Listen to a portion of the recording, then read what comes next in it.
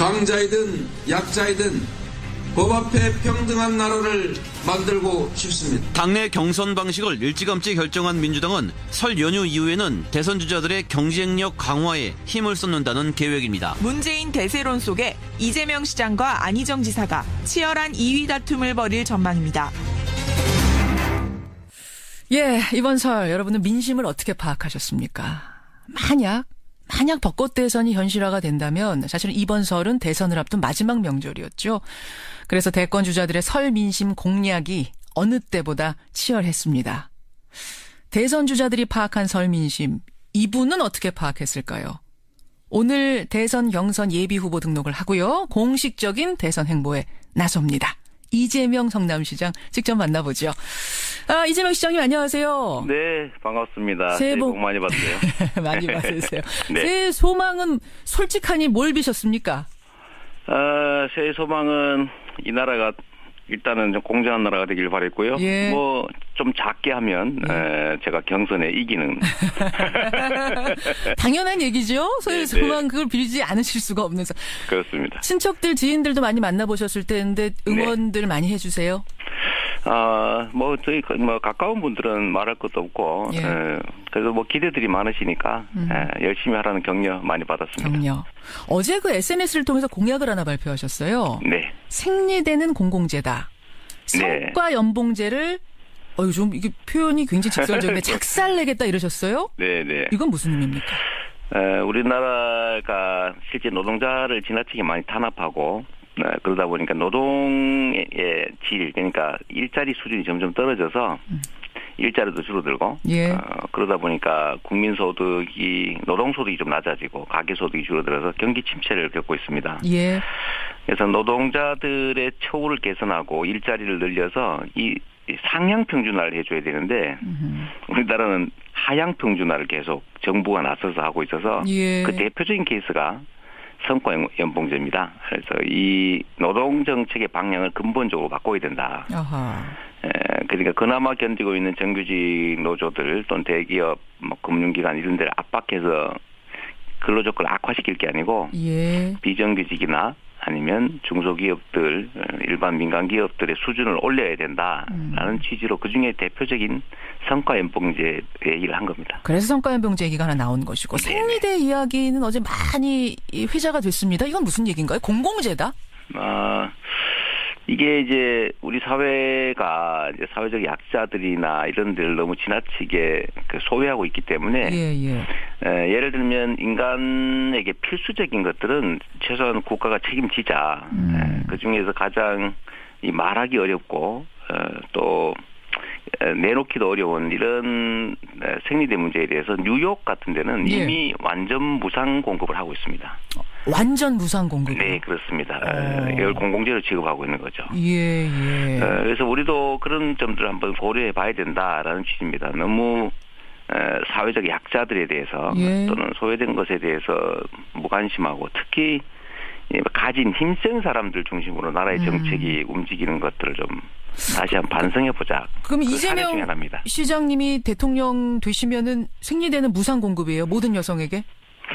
그걸 무상으로 완벽하게 할지 아니면 일부 할지는 사회적 합의를 좀 거쳐야 되겠지만 크게 많이 드는 돈도 아니고 이게 어쩌면 우리 공동체가 같이 책임져야 될 몫을 여성들이 혼자 책임지고 있는 것들이 그렇게 많습니다. 보시는군요. 네. 양육 문제도 그렇고 출산도 그렇고 마찬가지죠. 이게 이제 워낙 화제가 되다 보니까 이 공약이 하태경 의원이 SNS에다 이렇게 쓰셨더라고요. 어제 공공재는 특정 계층에 국한되지 않는 걸 의미하는 건데 생리대가 어떻게 공공재냐, 여성만 쓰는 건데 지금 농담하시는 거냐 이재명 시장님 이렇게까지 어떻게 답하시겠어요? 제가 하태경 의원 말씀에 굳이 반박하고 싶지는 않은데 그게 사실은 매우 성차별적 발언이죠.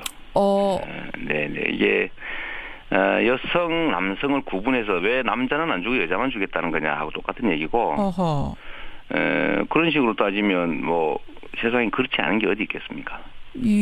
같은 조건을 가진 모든 사람에게는 공평한 대우를 해줘야 되는데 그분 마음속에는 왜 여성만 해주겠다는 거냐 이런 게 들어있는 거죠. 특정 계층에게만 국한되는 건 기본적으로 공공재가 아니다라는 이분의 이제 시선이 있는 건데 네네. 그렇게 볼 수 없다는 말씀이세요. 모든 여성에게 필요한 것이라면. 그 모든 여성이 필요하죠. 네. 알겠습니다.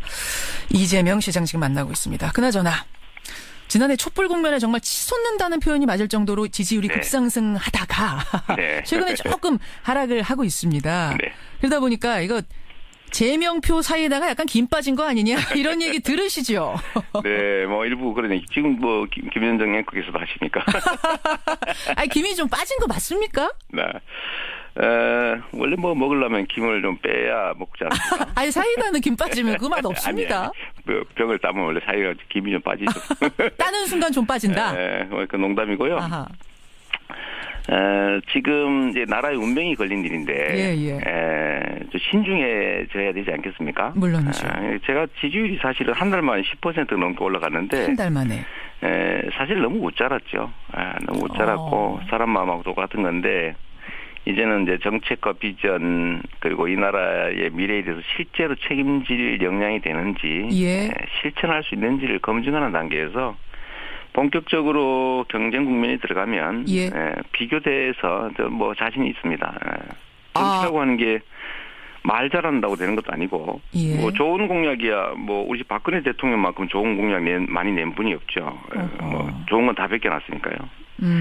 지킬 수 있느냐 없느냐가 핵심인데 그거는 결국 과거에 어떻게 했느냐 과거에 실제로 공약 이행률 같은 것도 좀 봐야 될 테고 또 살아온 삶도 보고 또 일관성 정치인은 무슨 담보나 보증도 없지 않습니까? 그렇죠. 그러니까 제일 중요한 게 일관성인데 그 일관성 측면이나 이런 측면에서 제가 제일 뭐 압도적이라고 봅니다. 비교해 봤을 때. 일관도 실천력 이런 것들을 이제 국민들이 보기 시작하실 것이다 이 말씀. 그리고 또 한 가지 더 든다면 우리 사회는 소수의 강자들 횡포로 다수의 국민들이 피해를 입는 구조라서 지금 이런 위기까지 왔는데 결국 다수의 약자들이 공평한 기회를 누리고 살기 위해서는 소수의 강자 그중에서도 드러난 최고의 강자는 재벌 그룹인데 이 재벌과 싸워서 이길 수 있는 사람, 싸울 용기를 가진 사람들을 국민은 구분해낼 거라고 생각합니다. 알겠습니다. 그것을 국민들이 알아줄 날이 올 것이다. 김 빠진 사이다란 표현 더 이상 하지 마시라 지금 그 말씀하셨는데. 근데요 시간이 너무 짧아요. 만약 지금 대선까지 시간이 이제 예상대로 단축이 된다면. 역전 드라마를 쓰기에는 역부족 아닙니까? 문재인 전 대표 지지율이 흔들림 없이 높거든요. 흔들림 없이 높은데 그 자리죠, 사실은.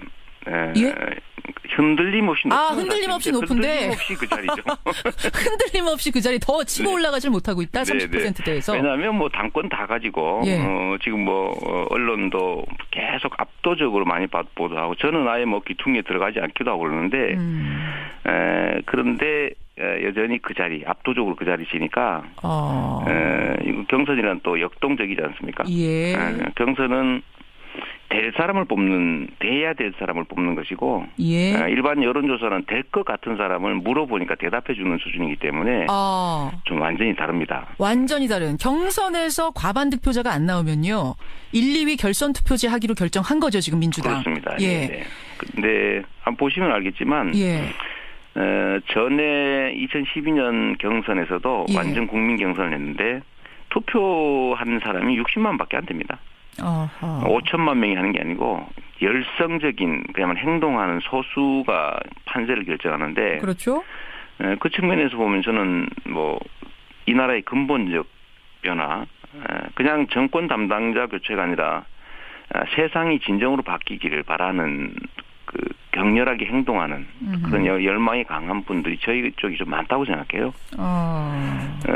예를 들면 저 같은 기초단체장에 불과한 사람을 지지율 뭐 적게는 뭐 8, 9%, 10% 선의 야당 2위 또는 뭐 대한민국 3위 안에 유력 후보 올려준 지지자들 올려준 분들이 누구냐면 그분들이 바로 국민들 아닙니까? 알겠습니다. 저는 불려 나왔는데 그분들이 불러내놓고 그냥 갖다 버리고 그러지 않을 것이고 그분들 중에 소수만 행동해도 저는 경선에서 이길 수 있죠. 반전 드라마 있을 거라고 보시는 거군요. 시간의 문제가 아니다.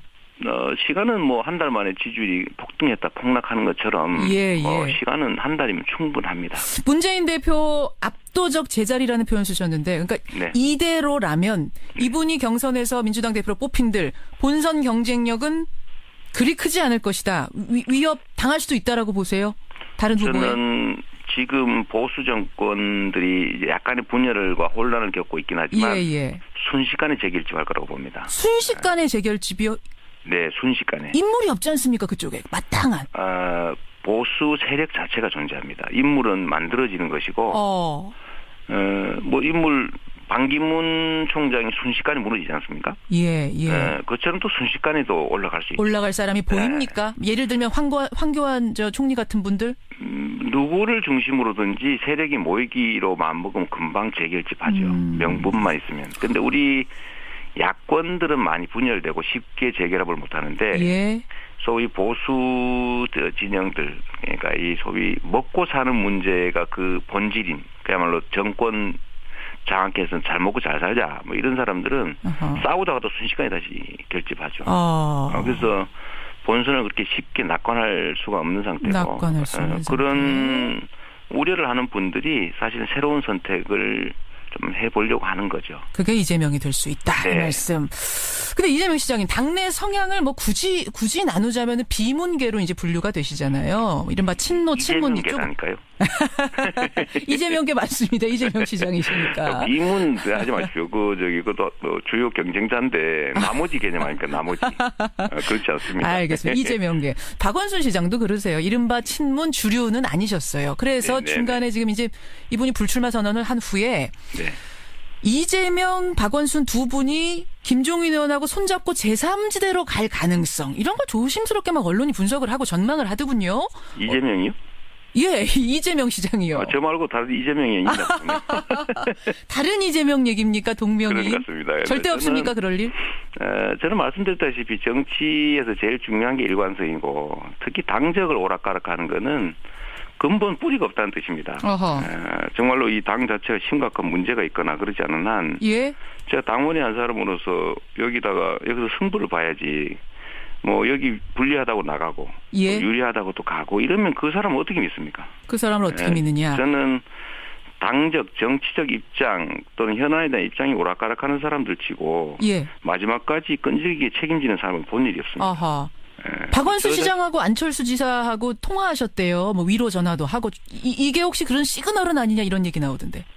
저는 뭐 박 시장님께서 그러실 분은 아니라고 생각해요. 아니라고 생각하고 당적을 옮기는 게 아니라 아마도 저도 똑같은 입장인데 야권 민주 세력 대통합이라고 하는 그 역사적 국민적 과제는 우리가 노력을 해야 되지 않습니까? 우리가 3강 구도 4강 구도에서 이기고 난 다음에 과연 그 여소야대 국면을 가지고 제대로 뭘 할 수 있겠습니까? 국민이 바라는 것은 확실하게 이기고 이기되 내용 있게 이기고 이긴 다음에도 국민들이 바라는 개혁 제대로 해내라는 것인데 누구 이기라고 국민이 정권 교체하는 건 아닙니다. 그러니까 저는 지금도 중요한 과제는 민주 세력 대통합을 끊임없이 우리가 노력해야 되고 그 측면에서는 좀 박 시장님께서 뭐 그렇게 할 수 있다고 생각하는 겁니다. 당적은 저도 마찬가지로 결선 투표제를 도입해서 단일화를 자연스럽게 이끌어낼 수 있게 해놓고 지금이라도 야권들이 대통합할 수 있게 야권 연대를 할 수 있게 모두가 나서 노력해야 된다고 생각합니다. 알겠습니다. 여기까지 오늘 말씀 듣도록 하죠. 새해 복 많이 받으시고요. 고맙습니다. 네, 감사합니다. 이재명 성남시장이었습니다.